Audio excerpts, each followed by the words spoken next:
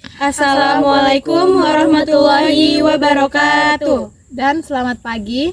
Oke, teman-teman, berdirinya kami di sini ingin membacakan puisi makna unsur intrinsik dan ekstrinsik.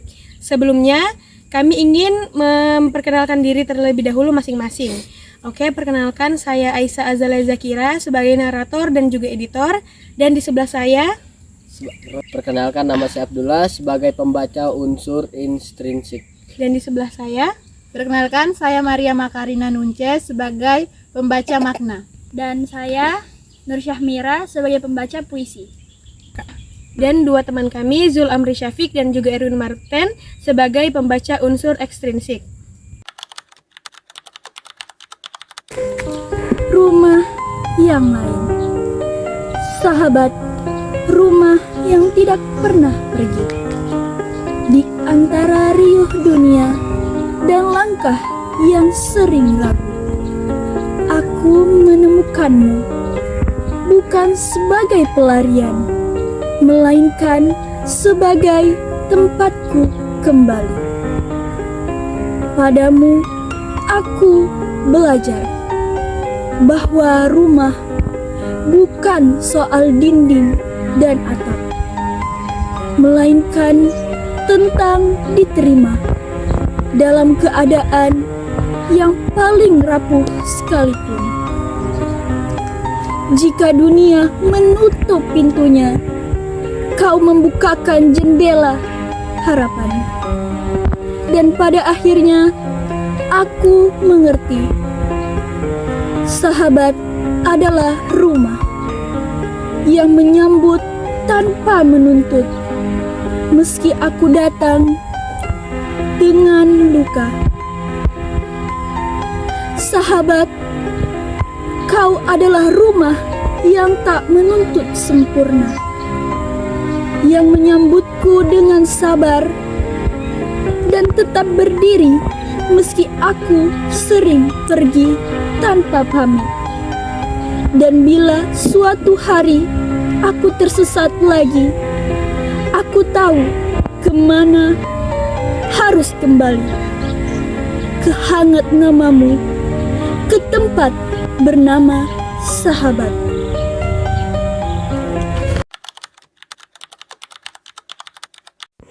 Jadi makna dari puisi rumah yang lain adalah sahabat sejati bukan hanya tempat berjalan, tetapi tempat kembali. Saat dunia terasa berat dan penuh keraguan, sahabat menjadi ruang aman yang menerima tanpa syarat. Puisi ini menegaskan bahwa rumah sejati tidak selalu berupa bangunan, melainkan seseorang yang tetap tinggal, sabar, dan setia meski kita sering pergi. Jadi saya akan membacakan unsur intrinsik puisi. Tema utama puisi ini adalah persahabatan sebagai tempat pulang, rasa penerimaan dan kehangatan emosional. Sahabat digambarkan sebagai rumah yang memberi kenyamanan tanpa syarat. 2. Rasa, sikap penyair rasa yang dominan, hangat, syukur, tenang, haru. Penyair menunjukkan perasaan terima kasih dan kedalaman emosi terhadap sahabatnya. 3. Nada puisi bersifat lembut, reflektif, dan menenangkan, seolah-olah penyair sedang berbicara dengan penuh ketulusan kepada sahabatnya. 4. Amanat atau pesan yang diingin disampaikan. Sahabat sejati menerima kita apa adanya, bahkan dalam keadaan paling rapuh.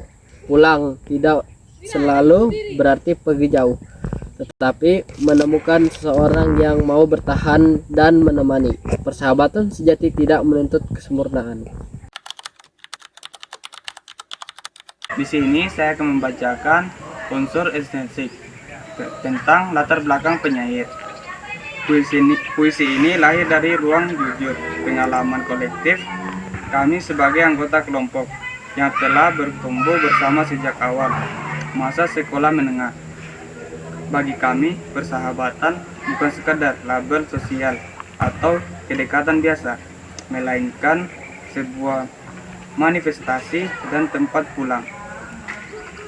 Di tengah riuhnya proses pendewasaan dan kebingungan mencari arah, kami menemukan bahwa dukungan yang paling tulus tidak selalu datang dari atap dan dinding, melainkan dari kehadiran satu sama lain.